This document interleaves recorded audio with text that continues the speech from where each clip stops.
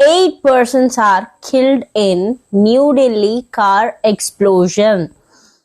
ఇక్కడ పర్సన్స్ అని ఎందుకు యూస్ చేశారు? పీపుల్ అని కదా యూస్ చేయాలి. మనము చిన్నప్పటి నుంచి అదే నేర్చుకుంటున్నాం కదా. 1 person 2 people ఇలా కదా మనం నేర్చుకుంటున్నాం. ఇక్కడ పీపుల్ అని రాయాలి కదా, పర్సన్ అని ఎందుకు రాశారు? Let's learn. నేను మీకేం కన్ఫ్యూజ్ చేయట్లేదు, నేర్చుకుందాం.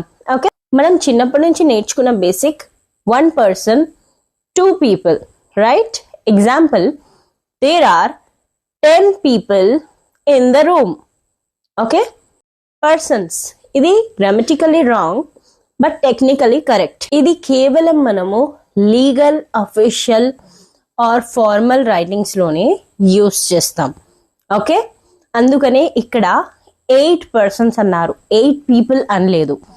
ఓకే, ఇక్కడ ఇండివిజువల్లీ ఎంతమంది ఉన్నారు అనేది క్లియర్ గా చెప్పడం కోసం ఇలా చెప్తారు. Okay, the police are looking for 2 persons involved in this case.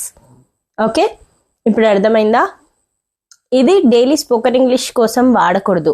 Okay, only official వాళ్ళు యూస్ చేసుకునే దాంట్లో ఈ వర్డ్ ని యూస్ చేస్తారు, పర్సన్ అనే వర్డ్ ని. Okay, if you like this video, like, share and subscribe.